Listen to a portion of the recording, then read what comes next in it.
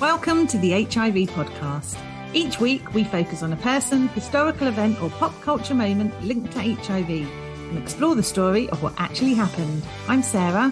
And I'm Jess, and between us we've been working in the field of HIV for 40 years. Our aim is to get as many people as possible HIV educated. 3, 2, 1. Welcome to the HIV podcast. Oh, for the love of God. Why are you saying it so slowly? We'll never get to the end of the welcome. Right, let's start again, shall we? Welcome to the HIV podcast. Episode 100. Let's never do that again. That was awful. Yeah. Do you want to just tell them what we said? Because no one probably heard us properly. We said, welcome to the HIV podcast, episode 100. We chose to say episode 100 because I wasn't sure I could say our 100th episode. And we thought we'd do it together, a show of unity, and it went downhill very fast. More rapidly. I say, Jess, the idea I think was very good. Execution, poor. I feel like you're trying to say that I'm to blame for that. No, I think what we know is we speak at different speeds. Yeah. I would agree. I want to skip to the end. I'm like, let's go, let's get it done. You know, and you're very considered. Can you even believe we've arrived at the station of 100? No, I absolutely cannot. It's amazing. But I'm just going to say it again because I'm so proud. So we've reached episode 100 and we're in 173 countries around the world. So we're listened to in 173 countries around the world. And we've been shortlisted in 2 categories for the Independent Podcast Awards. That is quite an amazing place to be at your 100th episode. That is, isn't it? That's a nice place to be. I like this bit of limbo where we don't actually know if we've won or lost. We can just be optimistic forever. Of course, I'd love it if we won. Of course I would. But I also don't want the crushing disappointment of a loss. Oh, yeah, it's a nice zone to live in, the unknown, right? Yes, like no man's land, isn't it? Yeah, like the possibilities are endless. Oh, well, congratulations to us. I know, well being 100. And look at our jazzy background. I like it. We'll have to start doing jazzy backgrounds also. Although, look, my shoulder keeps disappearing. Now, I know if you're listening to this on a podcast, you actually can't see me. But in the sort of, we've got this very jazzy 100 balloons background saying 100 episodes. And my microphone that normally people can see in the videos, it's sort of stealing some of my shoulder. So it just looks like I'm disappearing slowly. Oh, there he is. Little is it R2D2? It is. Well, that's what you named him. Yeah. Yeah. And that's fine. We'll go with that. I'm so excited we're here. I'm so excited for 100. And I have things to say today. Ooh. I know. I love a day with things to say. First of all, I would like to give a little shout out to Oliver Brown. Oh, no, I really like him. And he's got some great ideas, Sarah. I like him too. He messaged to say, we need a poll every week. I think he might be right. About what, life? What sort of polls? Oh, he just said a different poll every week. You know, we've had like the toast poll, haven't we? And then this came off the back of actually the chocolate video where I was so horrified that you and Zoe like chocolate peanuts. This is, you know, I was getting very animated and upset about your choice of a Kit Kat. And he was like, actually, I think you should do a poll on this. I think you should do a poll every week. And I was like, it's a great idea. Ooh. I know. Okay, well, let's see what comes out this week because we never really know. Well, I mean, we've got some content. That's the best way to put it, is it? There is some content. The rest is just, you know, we'll see where the wind takes us today. We'll see how this Monday's doing. Also, I'd like to say a big thank you to him because, you know, I was talking about what a sad little loner I'm going to be at the awards, but actually I'm not. I should be really honest. Lovely, lovely Zoe, who obviously works on the podcast with us. She is accompanying me. I was just, you know, getting all the attention and all the sadness, like poor Jess. Because Oliver messaged and said, if you need a dashing chaperone in uniform, I'm always available for a celebration.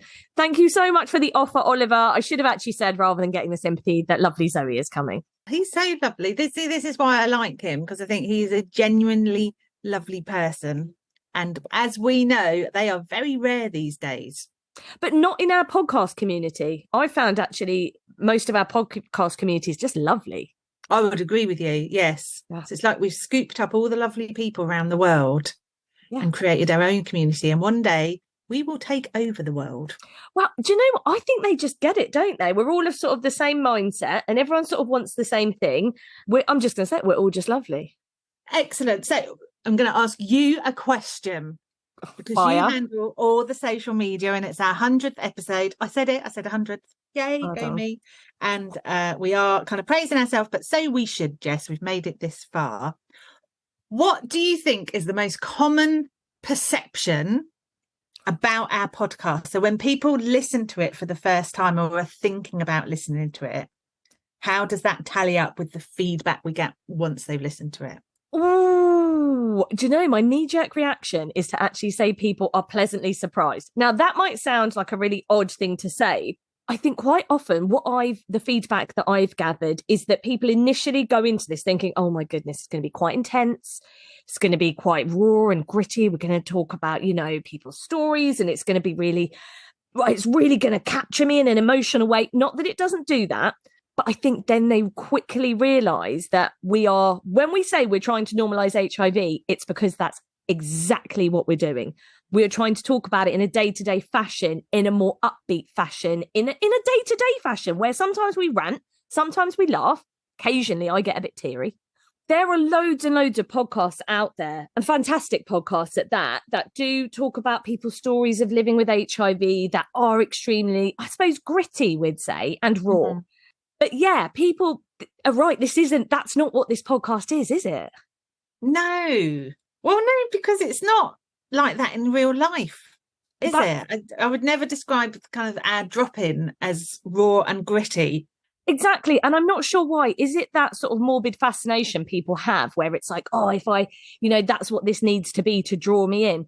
No, we want this to be a weekly podcast. I'm not sure people would want to listen every single week if we got raw and gritty. I think you might be a bit tired out and go, oh, God, it's been a bit of a long week. I'm not sure.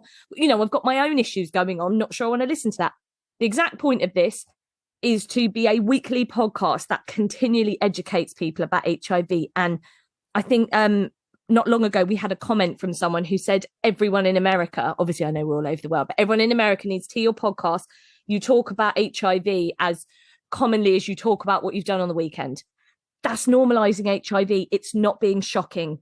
It's, we have enough shock headlines. We talk about this all the time. I would agree. Got to remember our service users' mission, which is that one day they'd like to be open about their diagnosis without anyone caring. We're not there yet. Definitely not there yet. But this takes us a step closer, this podcast.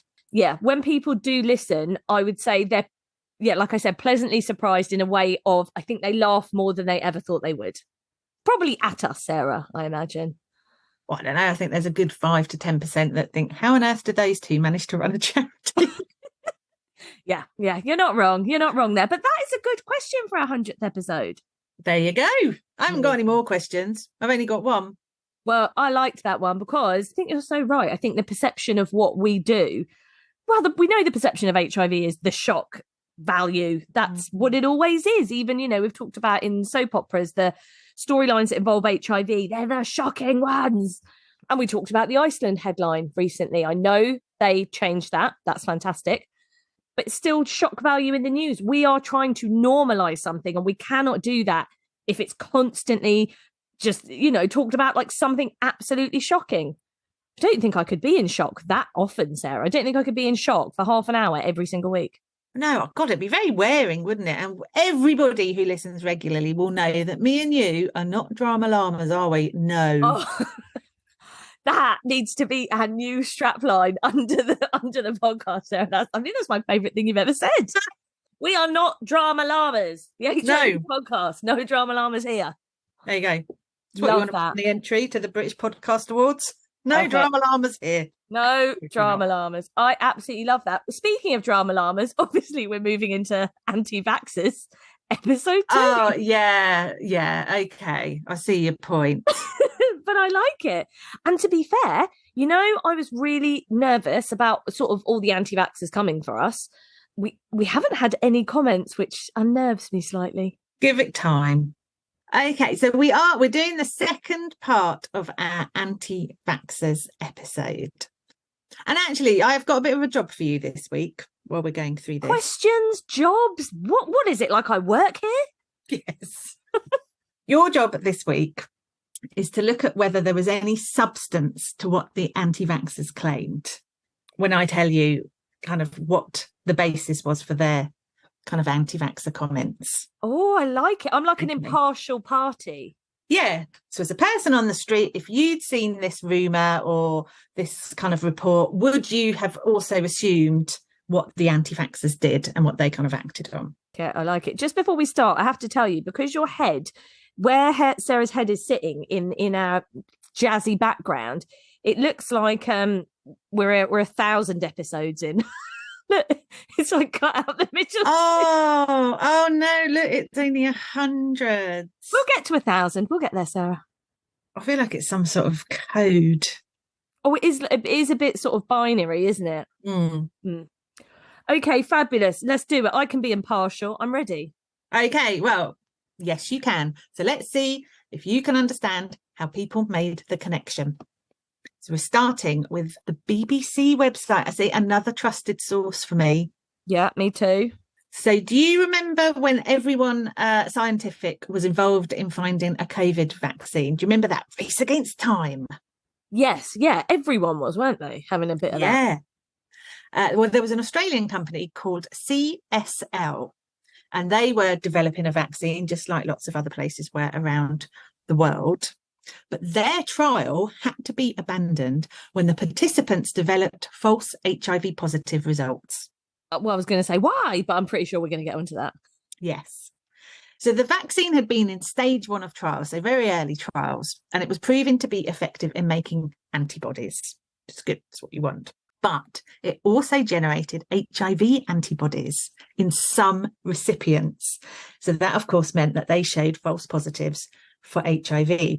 They tested them further and proved that HIV wasn't there. But how could you have HIV antibodies if you weren't positive? Well, let me see, and I'm no scientist, if we can work out how that happened. Because, right, just as a first instance, yeah, that does sound like it, doesn't it? That's exactly, it sounds like what the anti-vaxxers are saying on this initial part.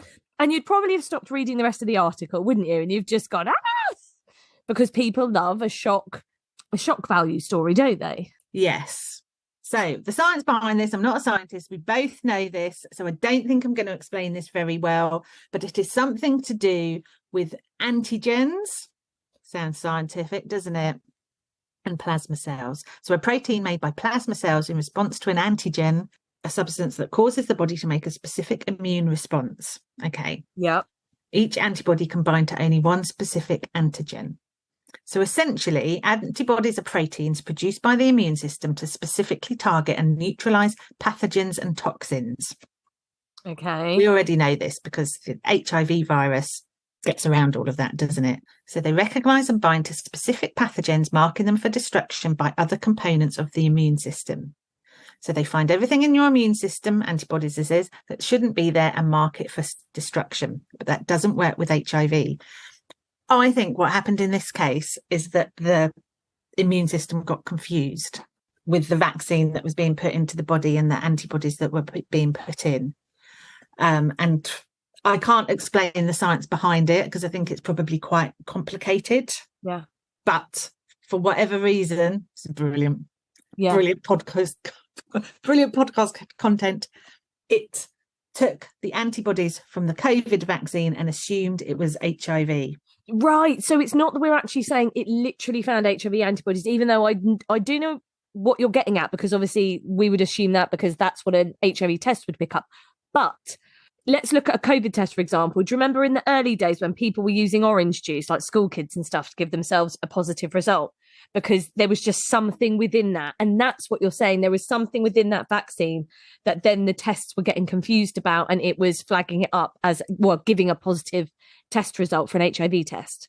That's it. Oh, yeah, but that still doesn't mean you're positive, does it? It still doesn't mean the vaccine. I'm going backwards in time now. I'm like, no.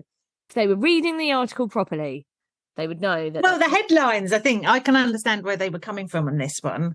But when you look into it, they weren't false positives for long.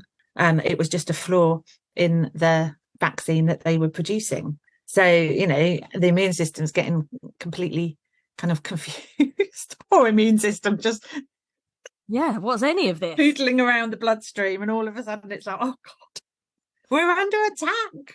Yeah, panic. Yes.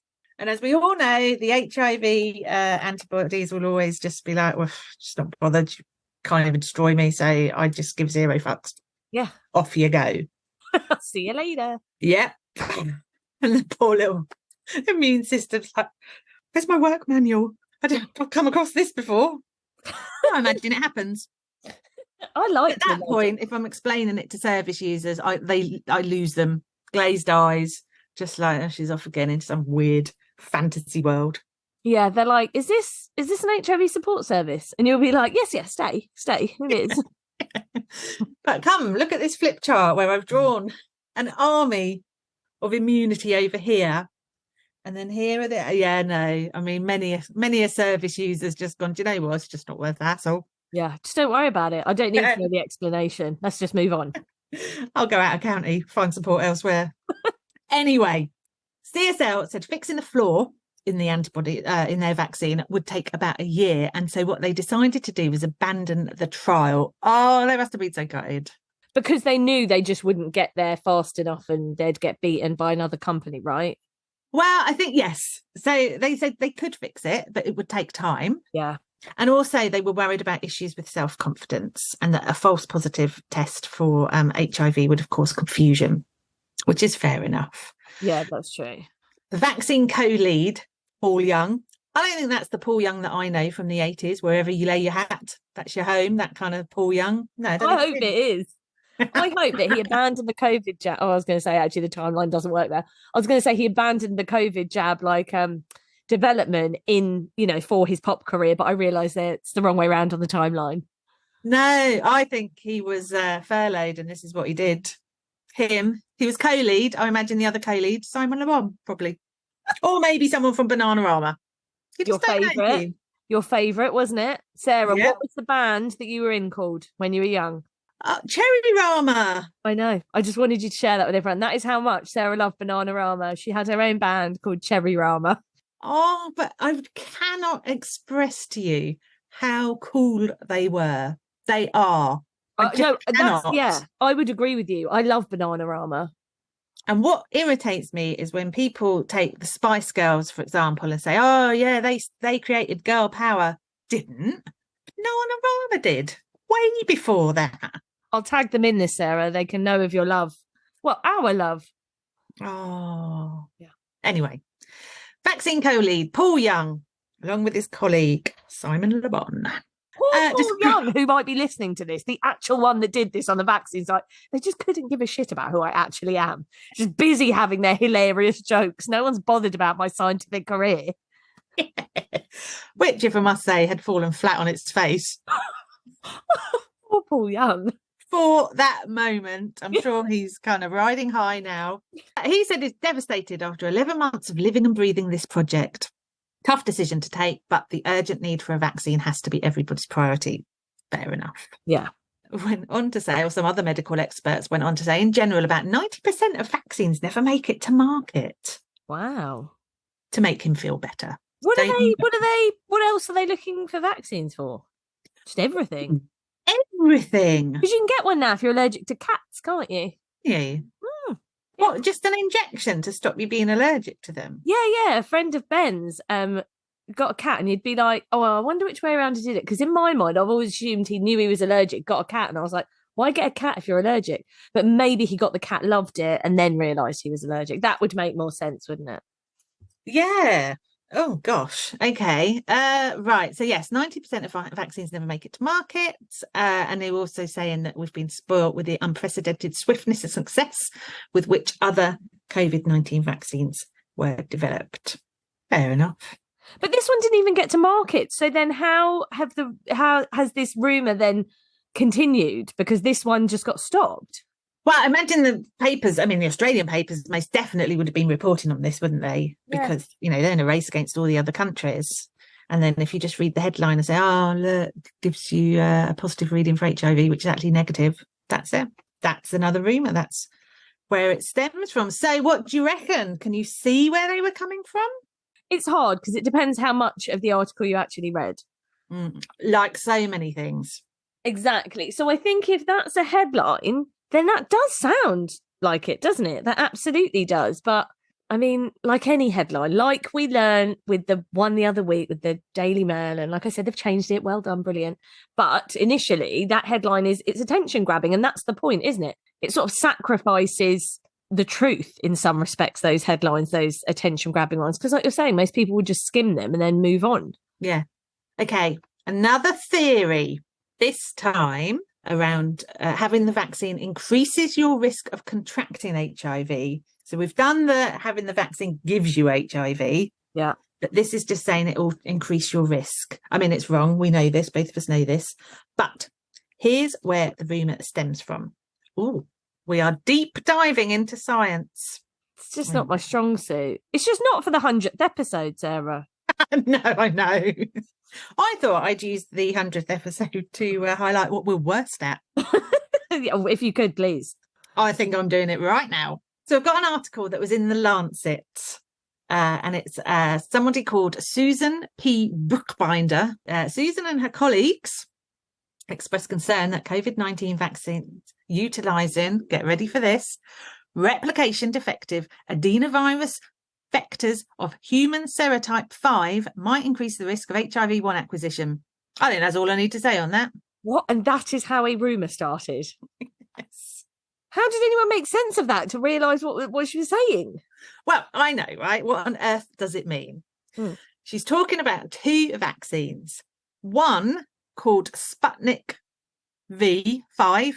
V is 5? Yes, V is 5, Sarah. Edit that out. Two vaccines. One called Sputnik 5, developed in Russia, and another developed in China. And both of them use something called an HADV5 vector in their vaccine. Now, I don't think we should get bogged down in what a vector is because it is way above my brain capability. Yeah. But essentially, they had developed vaccines that worked against COVID, but increased the risk of HIV. So they did increase the risk of HIV? Yes. And this is where, not sticking up for the anti-vaxxers. Yeah, don't do that. No, I most definitely am not. But everything's not as clear cut, is it, as you think? So I always assume these rumours come out of nowhere. But this one has a little bit of substance to it. So it is true then. But this one just was never, I'm assuming, never got to market again like the other one. Well, what happened was it was actually developed in both countries, Russia and China, promoted to South Africa in particular. So the South African Health Products Regulatory Authority decided not to approve the Sputnik vaccine. They reviewed it. They noted there were some concerns around the safety of the vaccine in people at risk of HIV infection. Okay. And it's to do, again, with antibodies. And what they did is they took the vaccine that the Russians and the Chinese had developed and they did their own clinical trials to form their own opinion, which makes perfect sense because who wants to be arguing with those two countries? Agreed. Yeah, I want hard facts before I'm going back with just a mild opinion. Yes. Yeah, I would too. So they assessed the AD5 vectored vaccine and they showed it was linked to increased chances of HIV acquisition in men. What? Why? Or is that very sciencey? I think that's very sciencey and it's probably to do with the genetic makeup of a person. But they went back to the Sputnik team to seek clarification and the team couldn't counteract their findings. I mean, imagine getting to the point where the vaccine's ready to go and they're like, oh, South Africa, this would be really great for you. Thank goodness the South Africans are on the ball. I'm so confused by this one because this is literally, I don't want to say this is true and then someone uses this as a soundbite. It's like, no, that's not what I meant. But like you're saying, this one is more complex. There's more to this. Yeah. There's a definite basis for people to draw those sort of conclusions, whereas the others are just like, no. But surely that's how they get to almost run riot with other rumours. Because once you have one small fact that you can say, actually, this is true, then you can just go, right, I'm also going to say this, and that. And you're not really going to look for all the other evidence because there's this small fact over here. So the South African Health Products Regulatory Authority, that is a mouthful, isn't it? You think they'd come up with something a bit catchier. Said we're concerned the use of Sputnik V vaccine in South Africa, a setting of high HIV prevalence and incidence, may increase the risk of vaccinated males acquiring HIV. But they said we're going to keep, basically what they said after that was that they're going to keep open minds about this and it could be submitted for use again in the future. Again, you don't want to. You're not slamming the door, are you? You're saying, I'll leave it ajar for you, but probably won't come back to that. So the World Health Organization then took over and they put a hold on Sputnik V, citing pending legal procedures and missing data. And this, I think, is interesting because you assume when countries are developing vaccines, wherever they are in the world, that they use the same criteria to get to a point where you say, yes, this is safe for everybody. But this would suggest that is not always the case. And just like we all have to be careful in kind of day-to-day life and kind of work out what's best for us, countries around the world are having to do it as well. Fascinating, isn't it? I think it really is. I think it's so difficult, isn't it? Because there is some... Well, no, there isn't. Oh, I'm arguing with myself. This is amazing. I'm not even saying anything. There is some evidence where you could be like, well, yes, some vaccines that were developed that were never put into use with the public could increase the chances of HIV, but I haven't even looked into the science behind it because I don't think I'll understand it. And that you've got other vaccines that were given false positives for HIV. Again, they were never put into kind of practice or rolled out. But that's the key thing here, isn't it? That these things are factual, sort of where these rumours began from, but they never went anywhere. So it's not like saying the COVID vaccine does this, because they were never actual COVID vaccines, because they were never okayed, they were never rolled out, they were never used. Yeah, exactly. So you think it would be much easier if they just kept quiet about everything. But then why would you want to? If you think you're leading the way and you've got the vaccine to beat all other vaccines. Yeah. Crack on. And then at the same time as all of that, you've got a new strain in the Netherlands that they haven't found before. So I do see why people were kind of putting all the pieces together and thinking, you know, they've got rock solid proof that COVID and HIV are linked. It's just unfortunate, really. Yeah. And I think also it highlights how similar the COVID vaccine is to the COVID virus is to the HIV virus. Yeah, well, it keeps mutating, doesn't it? But I mean, I suppose flu does as well. But yeah, it's fascinating. Yeah, they're all kind of part of the same family, really, aren't they? And so it's perhaps understandable that vaccines might make your body react in a certain way because the viruses are quite similar. I don't know. Although I don't know, because obviously I put a little image out on social media earlier in the week, and it said, it's a quote from you actually, Sarah, where it said, "This all started because we were trolled by anti-vaxxers." So just coming back to that point, none of this really explains about why they would think that the government had employed us to steal their DNA. No, well, that I think is a much, much bigger issue. Yeah, exactly. It's like, wow. Isn't it? So while we're sitting here saying, oh, I can totally understand how some anti-vaxxers, why they may feel this way. And it's like, yeah, I understand these ones over here. I don't understand the ones saying that we're trying to steal their DNA and we're employed by the government. No, I have started dressing up as a spy, though. Or what would like holes in the newspaper and like a Mac on, a Macintosh. A Mac, yeah. And I'm rocking a Mac and a trilby. I was going to say, I can't believe I haven't spotted you, but of course I wouldn't, would I, Sarah? Because you're in disguise. I would never see you. I'm not going to be able to capture people's DNA if you can notice me. Look at you spreading these rumours on our 100th episode. This is where our podcast ends and we get cancelled. Sarah's telling everyone we're stealing their DNA. No, we're not. So yeah, no, you're right. In terms of being able to link kind of the vaccination to HIV, yes, I think we've given enough evidence to see why perhaps some people chose to believe those rumours. But the other things that we're trolled on, no, that's going to require a whole lot of work around the government and everything else. You know, we've reached the end of our journey here and dispelling porky pies around HIV and COVID. I'm not going to be honest, though. I think we've only scraped the surface. Do you think? We could do a lot more on it. We could do an entire series. Did you see a lot when you were doing your research? Did you see a lot more sort of rumours and? Yeah, yes. So I picked 3 that kind of had the most information or came from the most reputable sources. But yeah, there's a lot more to this that we could go into. Fascinating, though, isn't it? I'm really glad we did this. I actually have now a slightly different perception of what happened. And I feel more equipped to be able to say to people when they say, oh, you know, the COVID vaccine did this. It's like, no, I feel equipped now to respond and say, no, I think you'll find that in some clinical trials of COVID vaccines that happened, but never in the vaccines that we used. Yes, you'll be able to say to people, won't you, that which vaccine are you talking about? Sputnik V, the Chinese one? Well, that's a less jazzy name than Sputnik V, isn't it? Yeah, the China one didn't really get a look in, but it was very similar. I know. Look at us smashing myths on 100th episode. I know. Yes, we are. Just looking to see if I can add anything else. I can't. I'm done. Perfect. Like, that was amazing. Honestly, thank you so much. I think that was, I think we all actually needed to hear that, because we've all talked about anti-vaxxers and we all have certain opinions. And I always just think, oh God, don't they just read a newspaper? Or but like we're saying, we've really had to look at where some of these rumours stem from. So thank you very much. Although, as I said, to cover us, a light touch look. I'm not going to delve very deeply into it because we don't need to. All we need to know is where the rumour came from and that it's not true. If anyone would like to contact us for more information about the replication of defective adenovirus vectors of human serotype 5, bring it on. I mean, really? They can contact you. Maybe don't Instagram me, please, because I won't be able to respond to that. So, yeah. I will enjoy watching you try.